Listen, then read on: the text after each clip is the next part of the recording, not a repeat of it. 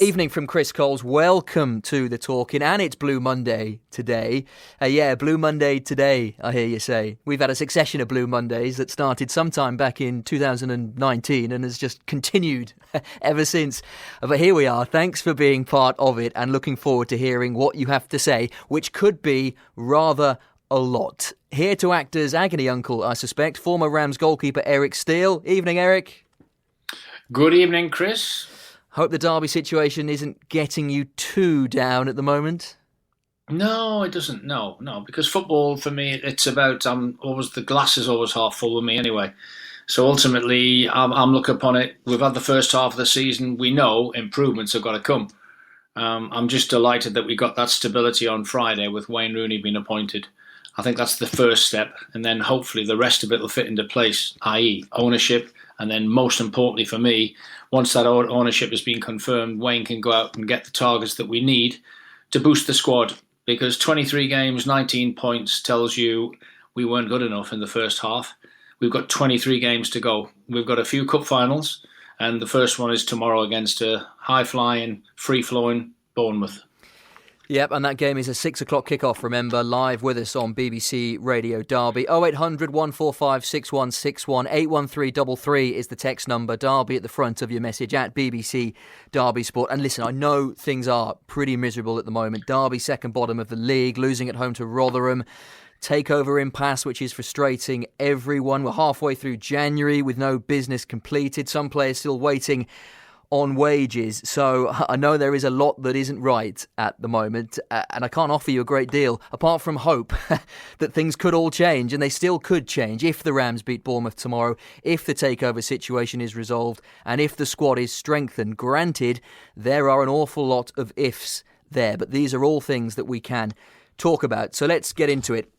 And I also know there'll be loads of differences of opinions throughout, which is absolutely fine, as long as we're all civil about it. The pessimists are allowed to be pessimistic without being called doom merchants, and the optimists are allowed to be optimistic without being called happy clappers or deluded or whatever. We're all friends here and just would all like the best for Derby County Football Club. Anyway, on with the show, and there's loads of callers lined up, so without further ado, let's get straight into it. And Rob is kicking us off this evening. Rob, hello to you. Good evening, Chris, and good evening, Eric. Thanks very much for having me on. It's an absolute pleasure. Thank you for kicking us off. Fire away. What do you want to say?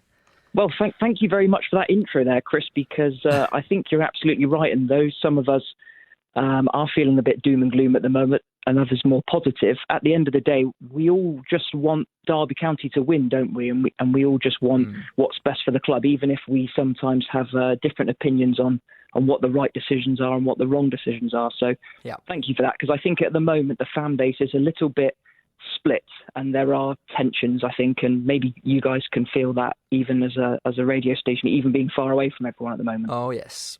Yeah, no, you're absolutely right. And it is worth repeating, I think, because we know when things go wrong, things can get quite nasty on social media and on our Facebook Lives. And we love putting on Facebook Live because it brings the audience to, well, it brings us to a whole worldwide audience. But we know, sadly, it doesn't always work that way. But anyway, Rob? Well, saying that, I'm afraid I'm going to be a bit doom and gloom. So Come on, Rob. Let's have it. I'm going to have to, unfortunately, disagree with some of the sentiment of Eric there. And it's funny that you mention about Blue Monday, because I'm feeling pretty blue at the moment, but I've been feeling blue for about 2 months. And I'll tell you why. We had an awful start to this season for lots of reasons. COVID was a massive, massive part of it, of course. Not replacing our centre forward was a big part of it. And we started the season off with a lot of injuries as well, which, as Steve McLaren's promotion hunting side knew all those years ago, plays a big part. And yes, as much as I was a big Philip Cocu fan and was gutted to see him go, I think we all agreed that it was time to make a change, absolutely. And because something needed to change. However, I think the big mistake that we have made this season is that we have put our faith in 50% of the coaching team who got us here in the first place. As soon as Philip Cocu went, we had an opportunity as a club to change the direction we've been going in.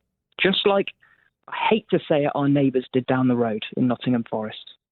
We had an opportunity to change something at the club, and instead what we did was we took our captain, who had been on Philip Cocu's bench for a year, spouting about how much he wanted to go into management, and put him in the hot seat with 4 other coaches.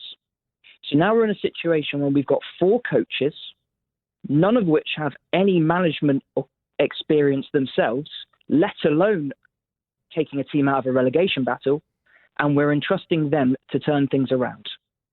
The first few games where we had this little council of 4 coaches, I have no idea what was going on. Everyone seems to want to have forgotten them, seems to want to forget that mess. And eventually, a proper manager comes in, Steve McLaren, and says, hang on a second, we need to do something about this, and puts Rooney in the hot seat. Now, everyone's been saying about what a turnaround it's been under Wayne Rooney. I don't think it has. I have to disagree, and I have to disagree with the sentiment of Eric, because I don't think we've improved that much at all. We've squandered opportunities to pick up points against Wycombe and Coventry. Sorry, hang on, Rob. If you've commented on that, what I've said is you can't hide the fact that the first 9 games were after Middlesbrough. We lost 2 games. Could have potentially won one of them as well against Sheffield Wednesday. So the form, the points tally will tell you we certainly did improve. Because if we hadn't had the 2 losses only out of 9, we wouldn't be even in touching distance of getting out the bottom 3. The coaching staff that you comment upon, the only thing I would raise on that is none of them had a major say when Philip Cocu was the manager. He had his 2 Dutch assistants who really did dominate proceedings alongside him. So Liam Rossini stepped up under Wayne Rooney.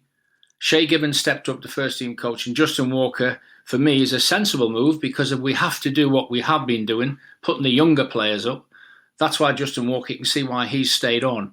So, yeah, Saturday was disappointing, but I have to say, if we hadn't had Wayne Rooney for them 9 games, we would be in the real dire straits at this present time. Because who else? All the people we had, the suitors, Allardyce, Pulis, all these people were mentioned.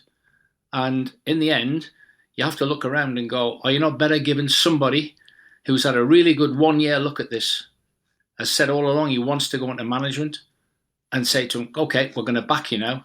Now, he's had backing of his coaching staff, he's had the backing of the team.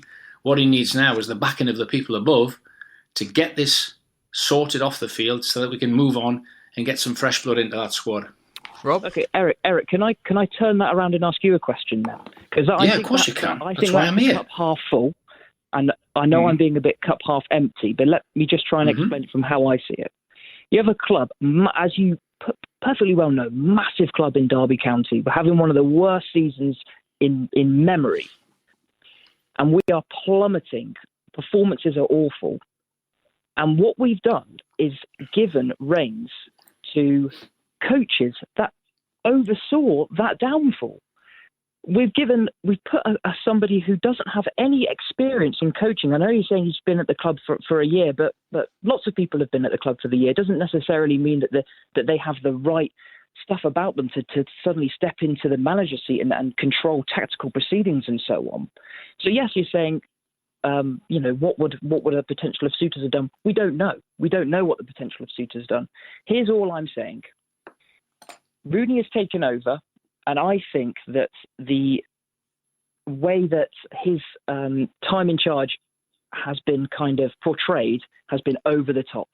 I don't think we've improved that much. I think that we dropped points against teams that we really needed to beat, and I'm talking Wycombe, I'm talking Coventry, I'm talking Sheffield Wednesday, I'm talking Preston, and now Rotherham. I think we've conceded 6 goals in 10 games. Hang on a second. I think the one really standout performance was against Swansea, and I think we played well against Brentford. But I think other than that, other than not conceding as much, and I think that's got a lot to do with just instantly changing the tactic from what Cocu was trying to do, by the way. I think a lot of the mild bounce that we've had under Rooney is more to do with not doing what Cocu wanted to do than doing what Rooney wants to do. I think we've massively overstated the impact that Rooney's had. And I worry now, this is the last point I want to make, I worry now that in giving the reins of this club to coaches that haven't got any experience, we are taking a massive, massive gamble on our future in the Championship. And as a fan and as a supporter, I'm really worried about that. I'm really, really worried about that. And I don't yes, you can say what would anyone else have done? We don't know, Eric, because nobody else got the job. What I'm saying is now, on the basis of what I'm seeing now, we are not really that better off. We're apparently under a transfer embargo at the moment because of the problems with the takeovers. It's not like we can bring in extra players. And I'm thinking, the state of play at the moment, it doesn't look good.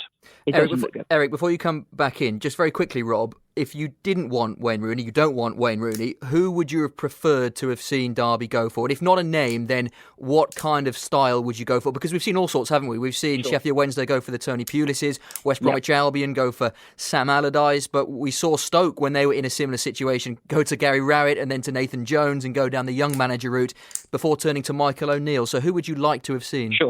Sure, and I think that's a really good point, Chris, and I think we could go back and forth all day with it, because you could bring up Tony Pulis' impact at Sheffield Wednesday. I could bring up Neil Warnock's impact at Middlesbrough. Yeah.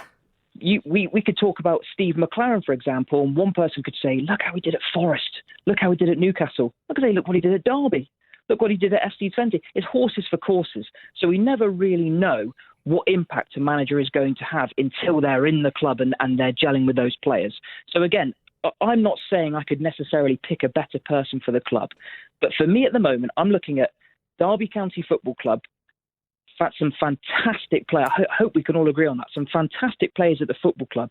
Juzviak, Bielik, Lawrence, and the youngsters, Knight, Sibley, Bird. We've got some fantastic players. I think they needed a manager with experience, and I don't think that now was the time to take a gamble. And if you look at what Forest have done, yes, it didn't start well, but they took that gamble and they went with someone with proven championship experience, and they're now starting to pull ahead of us.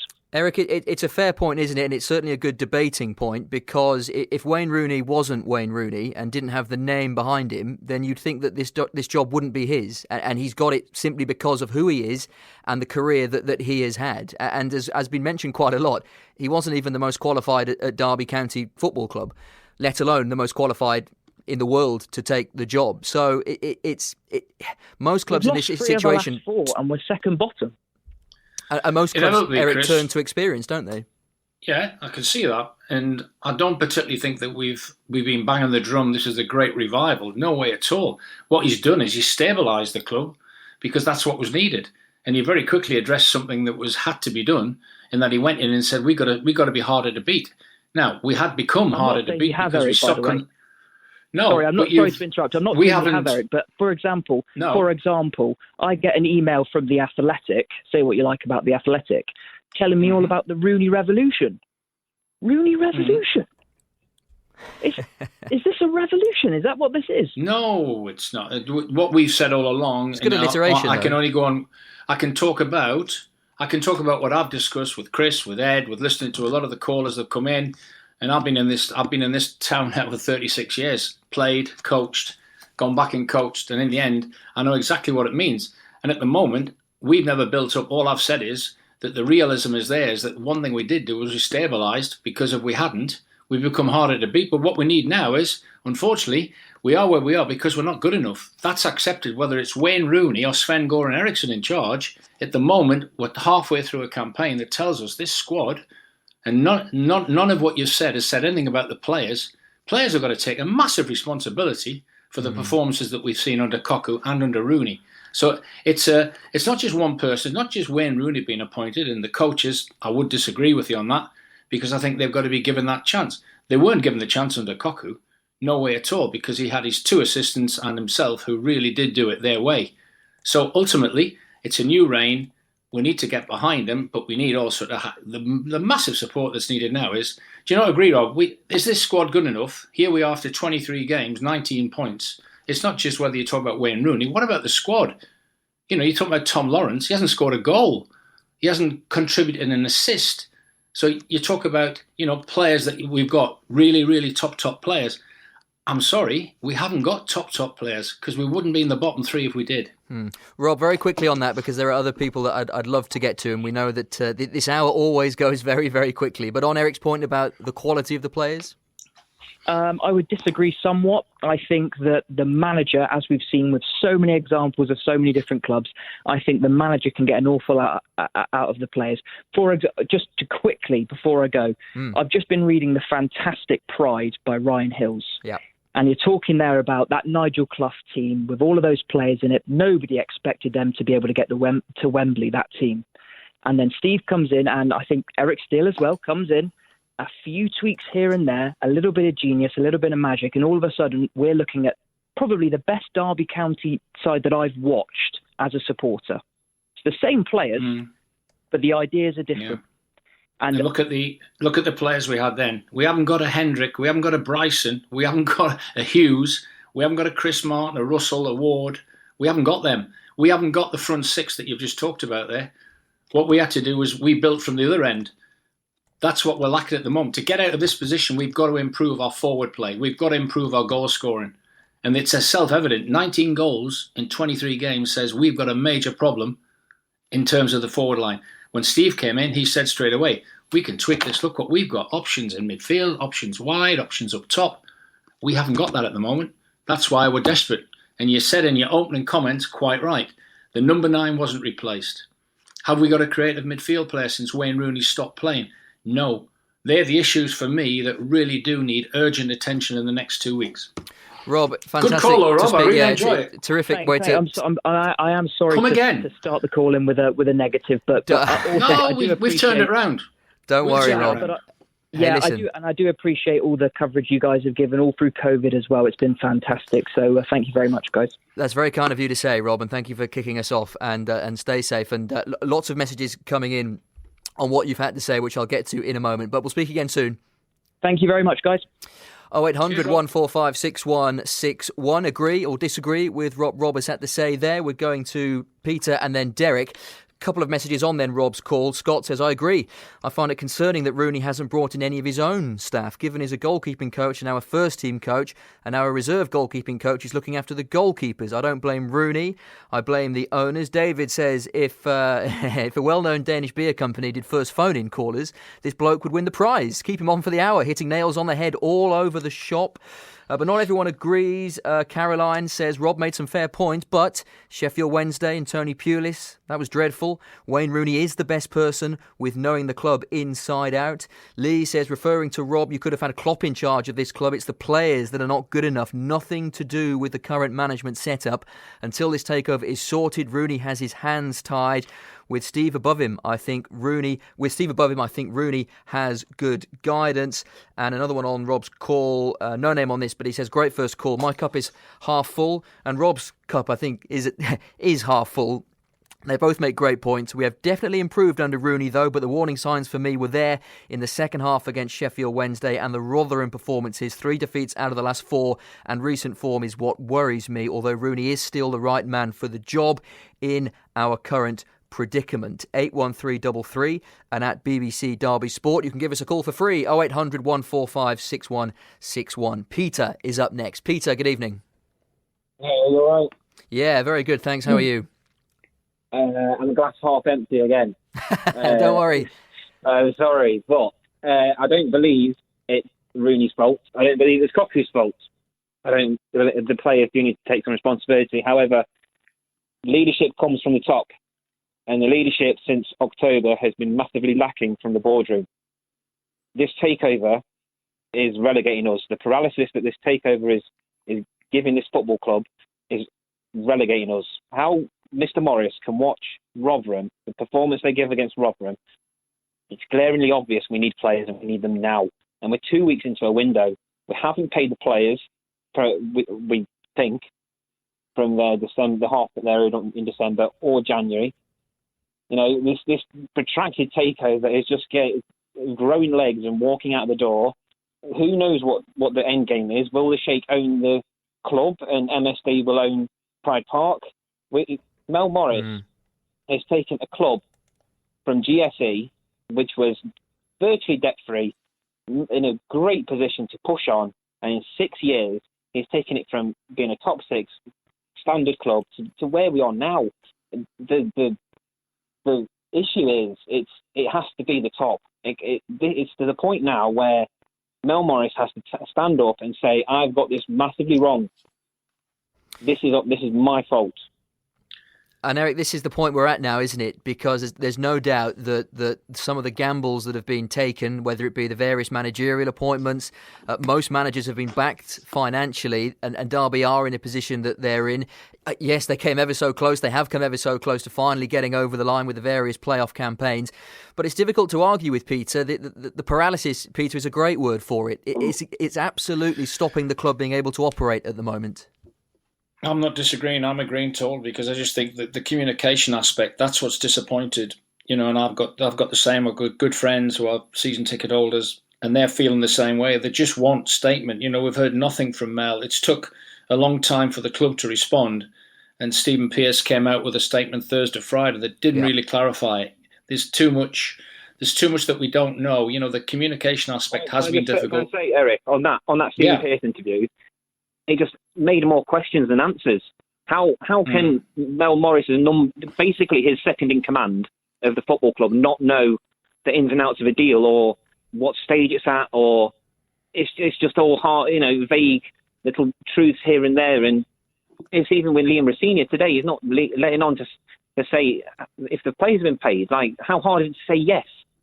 It's just not being able to go. It's the only way we get our information is via social media, and it's just not there. Yeah, and that's the other big issue. Sorry? Go on, Eric. No, I just think that's where we said the communication aspect, whether it's been within the club or outside the club, it hasn't been good enough.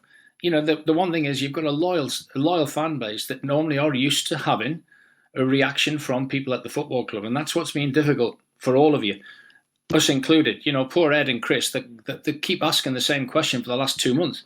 Any news on the takeover? They can only report what they get told and what's coming out of the club. But for me, it's just lies and lies and lies at the moment. And the facts are telling us that we're actually now, as you've just said, less than 14 days away from this transfer window, and we are desperate. We're back to it. And if we don't have this takeover quickly. If anyone comes back onto this programme and says, but Mel spent a lot of money, Mel spent a lot of his money, well, surely is that not a bigger indictment of his failure as a chairman, that he's spent so much and he's put us where we are? So what if, and again, this is playing devil's advocate and just putting a very hypothetical scenario to you, Peter, but what if Mel Morris hadn't have spent the money that he spent and Derby were just meandering along as they did previously? So let's say they finished 14th, 15th, 12th, 16th, 17th with no money spent. Would you, but obviously more frugal, the club as a whole, would you have preferred that rather than maybe the slightly gung-ho approach, but yet get to playoff final and two or three semi-finals? I felt like the operation that was ran under GSE, even though it wasn't as powerful as a financial powerhouse, was a lot more transparent, and we knew a lot more of what was going on with our club. So yes, although it doesn't matter about league position, it matters about that we have a club and we can get to go every Saturday and it will still be there.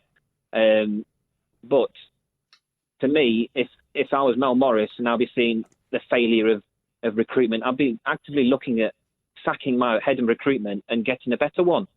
If the leadership comes from the top, and if he's not going to lead and start having awkward conversations with people about not doing their jobs, then it's just going to end us up in this mire. And the problem has been is that because we've now got a 7th, 8th manager in 5.5, 6 years, that has been the problem. Because at the end, we've not had anybody long enough. Cocu luckily got to start a second season, and that's been the problem. Mel's backed his people, but then the money's been spent. Then you've got the next manager coming in. With Cocu is that Mel Morris appointed Cocu, but he didn't have the finances to back. If Mel Morris appointed Cocu back in 2015 when we bought the 9 players in the off-season, I think he would have been backed properly. But he's brought him in at the wrong stage of the tenure that he's owned the club at. I think Mel, in the end, he always saw the fact that if he's given Cocu the 4-year deal, he's obviously seen that as being a long-term development for the club. And I think that might have been the final straw when it didn't work. And in the end, as you know, it's been well held in the public eye that Mel's had enough. He wants to sell. This is what's upsetting more of the fans. The fact, all right, Mel, you've had your time, you've been at the club, but in the end, get this thing through. There's two parts of this. It's settled one way or the other. I just wanted to say, right, Sheikh, you've had enough time. That's it. The deal's over. MSD come along through, or there's a report of Tom Glick. Now he can muster some investors. We just want an answer. Closure.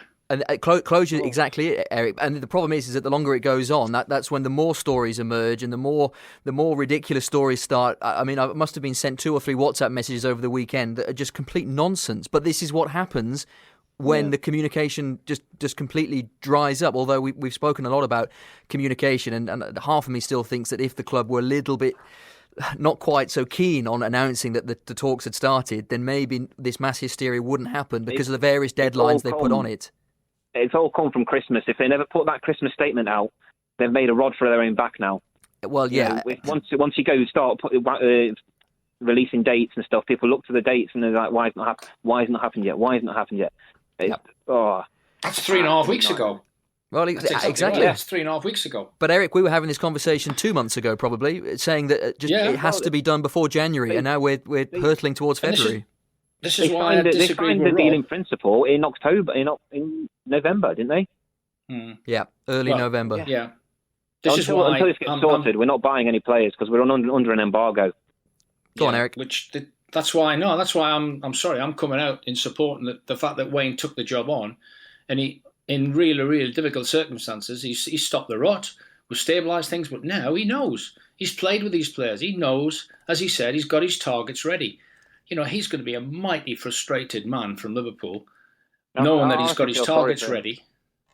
Yeah, and I just think that's why he wants to do the best. He wants to do the best for this club. Yeah, he's got all of his ducks in a row, and he's just like, Morris, come on, let me have the green light, let me go, let me run with this job, and it's just. So 24 to 48 hours. Just before we let you go, good call, Peter. Good points. And again, very eloquently made points as well. Wayne Rooney's appointment on Friday, then what did you read into that? Because again, there seemed to be a divide from those saying, well, it must mean that something's on the horizon, and then the more cynical viewpoint was, well, yeah, this is just a nice little smokescreen, isn't it, to detract away from what is really going on. I'm team smokescreen. It's definitely. I'm very cynical. I think it was just an announcement to sort of settle the fans down a little bit, give them another 24 to 48 hours, or another imminently, or another definitely, absolutely 100% on, and just hope it happens. Hashtag team smokescreen. We're 72 hours on from that statement, and here we are 72 hours on, still waiting for the actual clarification I'm sure Wayne wants. And don't get me wrong, I'm sure Wayne is pushing this every day. Every morning he'll be going. Yeah. And then he's got to get on with the job of preparing the team for a massive game tomorrow against Bournemouth. Yeah, scary times. When the 80s fans are saying this is our Maxwell, it's time people start waking up. Wow. It's a serious situation, no question, and the longer it goes on, the more uncertainty lingers. Peter, great call. Thank you very much for it, and we'll speak again soon. 0800 145 6161. Loads of your messages coming in. I don't think I've read a single message because it's been so busy with the calls. Nikolai says, Wayne Rooney comes with experience of playing under practically the best manager in Sir Alex Ferguson. He has improved Derby. It's just getting the goal tally improved. Rooney will know who he wants and will get help in this area. Simon says, well said, Rob, who was our first caller. At last, somebody talking sense. Completely agree. The results under Rooney haven't been good enough. I'd have put Stevie Mack in charge until May. Sandra says, how was Cocu allowed to do it his way? Seriously? It seemed like he had Rooney undermining him and his efforts. Guessing you won't read this out, but it's how it's felt to many of us. That all opinions welcome, Sandra. Prior to this season, I always thought Dwayne Holmes had potential when he played under Lampard. No name on this message. Unfortunately, he has never fulfilled that potential and has gone backwards. That's on Dwayne Holmes. Looks like now a very imminent departure to Huddersfield. And finally for now, let's go with Dan, who says, I keep hearing about transfers and plans A and B, but surely with the club under a transfer embargo, we are not able to sign any players, which, has to be sorted first and foremost. 81333 at BBC Derby Sport. Let's go to Derek, who's been waiting a while. Hello, Derek. Yes, good evening to you. Evening. Hello, Derek. Good evening. I'd like to ask 3 questions, please, and I'll give you my thought on each one as I ask. Okay. My first question is, does anybody actually believe that this takeover is going to take place? My opinion is no, it won't. Okay, why? Well, because we've had all these deadlines. It was agreed back in October, November time. Then we've been told that there's no hold-ups, everything's going well. Then we were told it was going to be done by Christmas Eve. Then it was going to be the end of the year.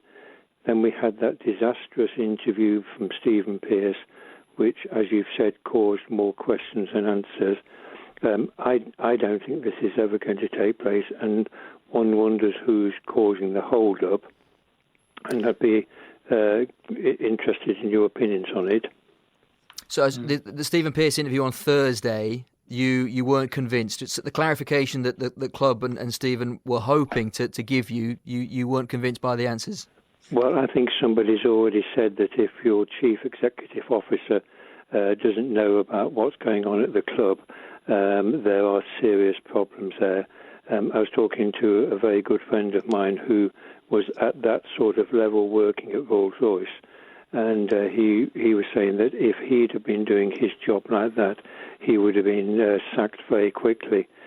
And I think you'd probably find that from various other people as well. Well, I'm sure Stephen Pearce would love to know what's going on, but as he said, and you can take this whichever way you want, he said it just doesn't happen. The deal is between Mel Morris and Davencio Holdings. It's not between Stephen Pearce and the football club and Davencio Holdings. It's between Mel Morris and the new buyers. And he maintained that in no walk of life, in no business, would a chief exec know the intricacies of an owner selling to an owner. If it was the football club, different story, and that was the point he was trying to make. But yeah, like I said, you can take that either way you want there, and you're not the only one to scratch your head at that interview. What was your second question? Does anybody believe that we will actually sign any players during the course of this transfer window? My answer is no, we won't, and I have two thoughts on that. Firstly, we're under this transfer embargo, so that would obviously prevent us from signing anybody. And our recent history suggests that we have all these players that we're linked with in transfer windows, and either nobody is signed or we sign people who are a little bit of a last-ditch signing. I'm thinking about two of the loan signings that were made in Kevin Dowell and Jamie Patterson. Kieran Dowell and Patterson, yeah. So they were both sent back to their club halfway through their loan signing, and I can foresee the same sort of thing happening this time. Fair enough. I mean, when Wayne Rooney said, and Eric, to be fair, and again, briefly if you can, so I want to still squeeze some callers in. Wayne Rooney has it maintained, and granted he's not the only manager. Philip Cocu did this last year, and I'm sure Frank Lampard did it in the previous years as well. Rooney says, the players are ready to go. We have our lists. We're just waiting for the green light. Exactly, yes, waiting for that green light. And I wonder whether the green light might appear sometime in the first week of February. Well, if it does, then it's a waste of time. Yes. Chris, I think the caller's made two good points. One, the first point links to the second point. The transfers can't happen until the takeover's complete. So the longer it goes, that's my fear. And I am starting for the first time to be really trepidatious that we start into the third week of January and we still haven't got any answers to the takeover and being finalised, and obviously Wayne getting that go-ahead. And that really does mean that also, and I'd be interested to see what the caller thinks, if it does go through, say tomorrow it goes through, or it waits another week, we're then in a scramble for the last 7-8 days. And what are people going to do if they know we've got a new owner? Prices go up. You know, we're going to be held to ransom to a point. Loan fees come into it. You know, people say, oh, yeah, you can have our player, but the loan fee's just gone up as you've just got new owners. So everything you said are really good points, and I think they're all hinging on those two things that we'll come back to. Takeover and that budget, that transfer budget being announced. If this has all been a big old smokescreen just to try and get through January, then wow, that's quite something. I mean, who knows? Derek, what was your third question? My third question was, what does people believe about whether or not Derby will avoid relegation? No, Eric, not? Good one, because this is something that you wanted to pose as well. You've done a bit of maths. Yeah, I'm going to put this out to everybody. The fact that we've just finished the first half of the season, 19 points. In order to stay up, over the last 5 years, the average, the highest to stay up was 51 points by Forest. The lowest was by Millwall with 44 points. So the average over the last 5 years has been 47 points to stay up. We at present have 19, which means we need 28 points from 23 games. I think we will stay up. Because I still think with what we've got, with the coaching that we can get into these players, we can still do it. What I'm saying is what would make it a lot easier is if Wayne can get that 9, because that's my biggest concern on the football side, is Kazim Richards done terrific. He cannot keep going 35-year-old legs, 3 games a week. No, that's the 9 we've been talking about for the last 6 months. And here we are, 2 weeks into the window, not a sign of a new 9. We need goal scorers. So ultimately, will we get 28 points? I think we will. And ultimately, we should have won games in the last 3 or 4 correct on performances. So I still believe we will stay up. Derek? I think that what Eric has just said is absolutely correct. But, of course, you were saying the same thing at the start of the season. We desperately need to bring a number 9 in to replace Chris Martin. Now, obviously, of course... And the window went. The window came and went, as you know, and we only signed Kazim Richards because he was out of contract. He wasn't attached to a football club. Please, we do not want that to happen this window. We don't want to be going in February the 1st without some sort of support in that front line. Good call. Good call, Derek, thank you very much for your call and making your points so well. 0800 145 6161. Still around 20 minutes of the programme to go, so plenty of time if you would like your say. 81333 and at BBC Derby Sport. Going to Kyle and then Kevin in a moment. Some more of your messages. Andy says, time for some real clarification from the club. Players not being paid means no incoming players. That means relegation. What an absolute mess.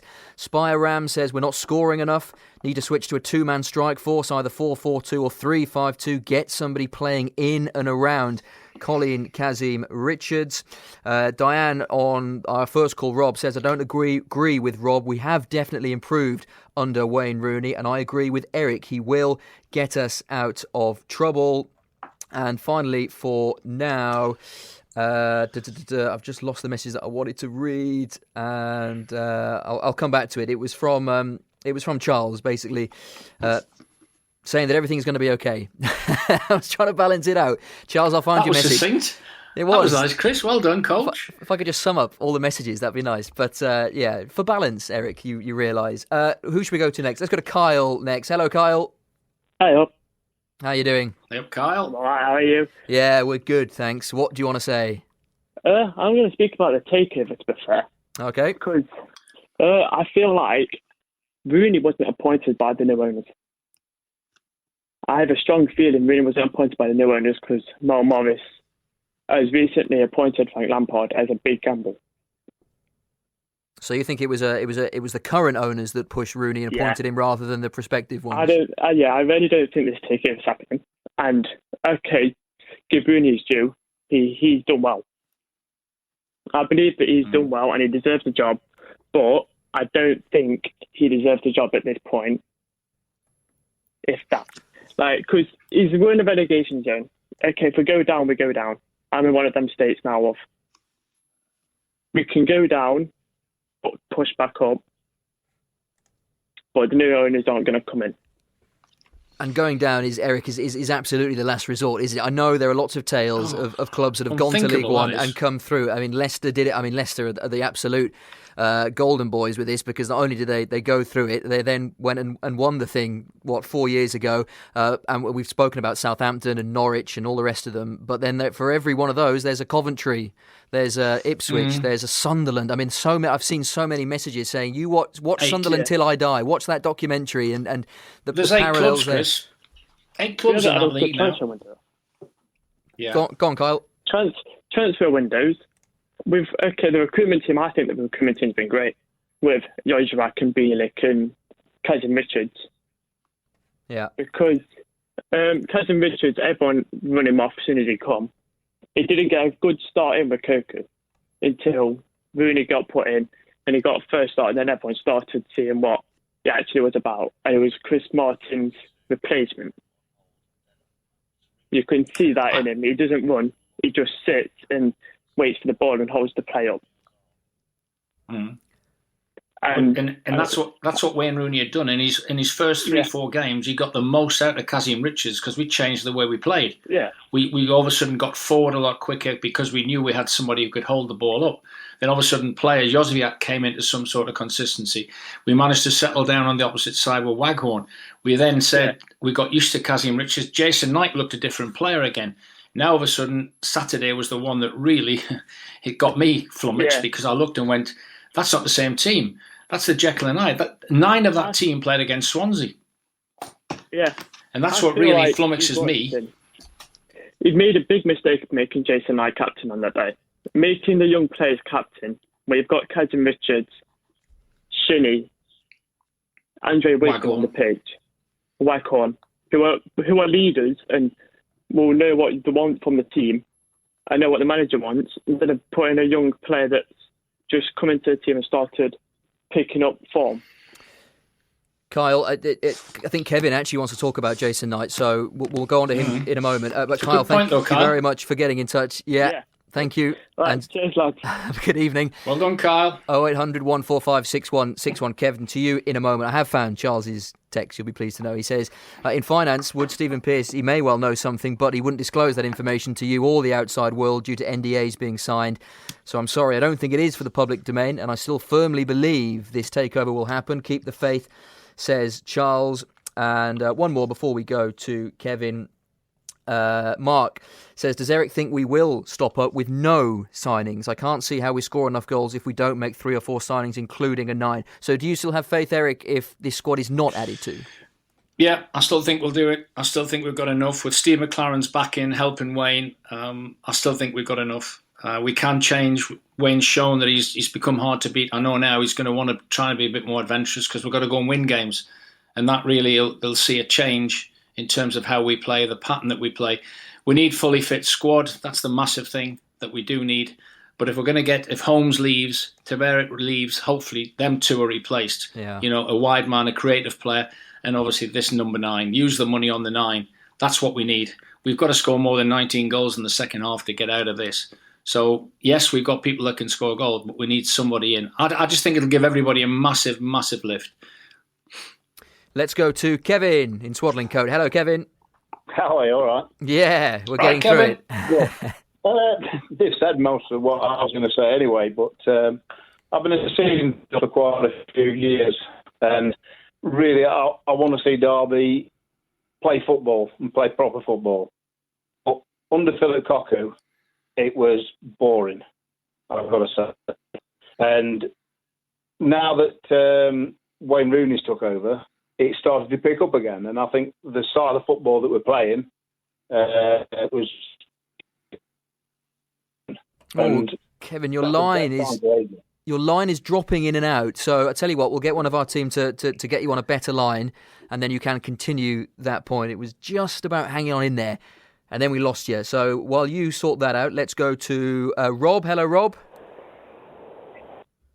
All right. Oh, this is going well. Yes, Rob. Hello. Are you there? Yes, I'm here, yeah. Oh, we've got you. Yes, fire away. Hi, Rob. Perfect. Hi, all right. It was just a quick one. I mean, I'm 20, in my 20s, and I just wondered, in your guys' lifetimes, has there ever been sort of a moment at the club where so much was at stake? Because it's not inconceivable that if this takeover does go through, we could end up like Manchester City, and if it doesn't, we could end up bankrupt. And both of those, I think, are equally as possible, although at the moment I would say it looks more likely that it won't happen. So you're more leaning on to this isn't going to happen. It's a fair point actually, because when this all started in November, I think we were all guilty of getting carried away by Sheikh Khalid and his relationship as a fairly distant cousin to Sheikh Mansour over at Manchester City, and we were all kind of dreaming of what might be, and the reality might be very different. So you're bracing yourself, Rob, then for a disappointment and not the takeover not to be completed. Well, I think if Rooney does keep this team up, we need to avoid a points deduction, which I can't see happening if we get a transfer embargo. Usually that's announced by the EFL and a points deduction follows either just shortly before or shortly afterwards. But if we don't get a points deduction and Rooney keeps us up with the players that we've got, I really do think it's a sort of loaves and fishes job, to be honest with you. I think it'd be a miracle. to be quite frankly. I mean, they try hard. The team try the best, but the actual quality of the players is nowhere near what we've had in previous seasons. Yeah. Eric? Yeah, no, he makes a very good point. I mean, I've said it. We've actually, we've got to the stage where we give ourselves a chance for the second half of the season. The players that Wayne's inherited, he's going to have to do a lot of work with them. But bear in mind, his ethos would be, his beliefs are attacking football. And I think you'll see a lot of what he's believed and seen and done all his career. And he'll not want to play defensive football. He's done great in terms of getting that back door shut, which we've done. And I think he'll be spending more and more time now on trying to make this team more creative to win the games. And if then players don't arrive, he's got to get on with it and work with what he's got. And that won't be an easy job. Well, with all due respect, though, the teams that you're talking about have players like Ronaldo in them, alongside Rooney himself. The team that Wayne Rooney's got the likes of Kazim Richards, who is a decent bloke, but is nowhere near the quality of free-flowing attacking football that you mentioned in those teams that Rooney was part of. Yeah, but that's what Wayne's beliefs would be. He's been as successful as a player, and how has he been successful? He's been in teams where, yes, you've got to dig in and you've got to earn the right to play and you've got to do that. And all he can do is turn around and say, right, okay, I know what players want to see. I know what players want to do. Now, he's done it on a short-term basis. Now he's really got to do it, hopefully with assistance. But if not, he'll knuckle down. We can't do it without the players. So at the moment, that's why I feel for these players, because ultimately they're still waiting to see what's going to happen, whether they are going to be challenged by 2 or 3 players coming through the door. That is the biggest thing that Wayne can get. That's why he's going to be impatient, that he's got his targets, because he knows by putting 2 or 3 people through that dressing room door, that's going to make everybody sit up and go, wow, I ain't getting in this team now because he's come in. I probably won't get in this team when he comes in. That's what we need. The competition for places, Wayne hasn't got that. The kids are not ready. I've been trying to tell people that for the last 6 weeks. Well, it's great for the kids last year. It's not a time to put young ones in now. No, and the average age of the bench told you all you needed to know in terms of the need for bodies. Rob, got to move on. Thank you very much for getting in touch, because I want to go to Jonathan, who speaks from a position of knowledge when it comes to commercial deals, because he's a commercial lawyer. Hello, Jonathan. Hi there, how are you? Yeah, very good, thanks. Put us laymen to rights. When we talk about a deal as complex as this, I suppose complex is the word. It is, absolutely. I was explaining to one of your colleagues when I rang in, it's like trying to change the wheels on a moving car, buying and selling a football club. There are so many different moving parts to it. You know, you've obviously got what happens with the stadium, the players, the sponsorship contracts and so on. And that's all against the backdrop of the performance on the pitch at the weekend and midweek. And of course, in recent times, we've had what's happened with the appeal on the sale of the club and what have you.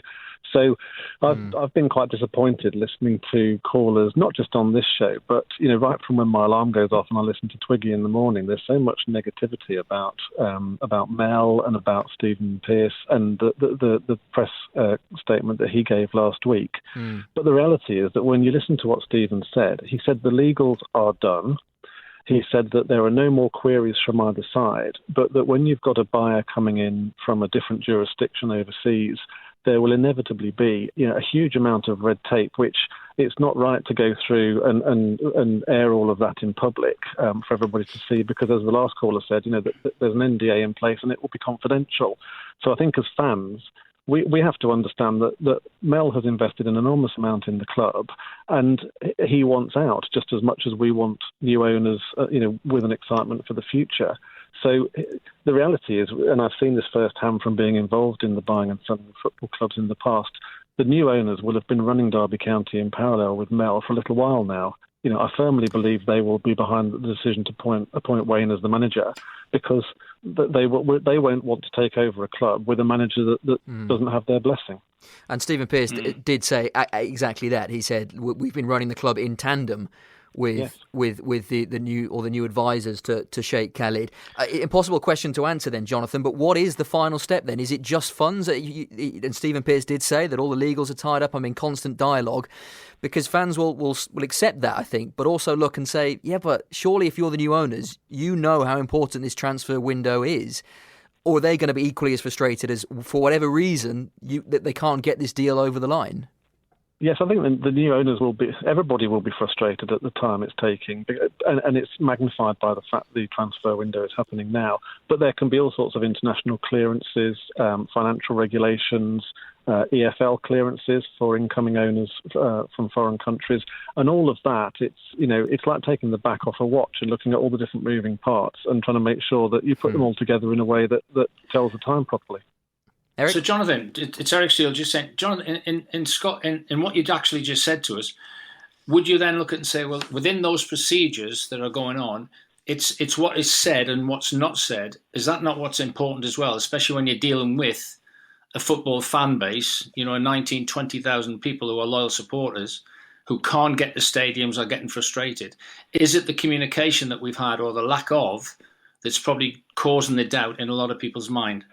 I think it is. To me, I wasn't at all surprised by what Stephen said, and that there's been no word since, because I don't think they'll have much else to say, and not much else they can say.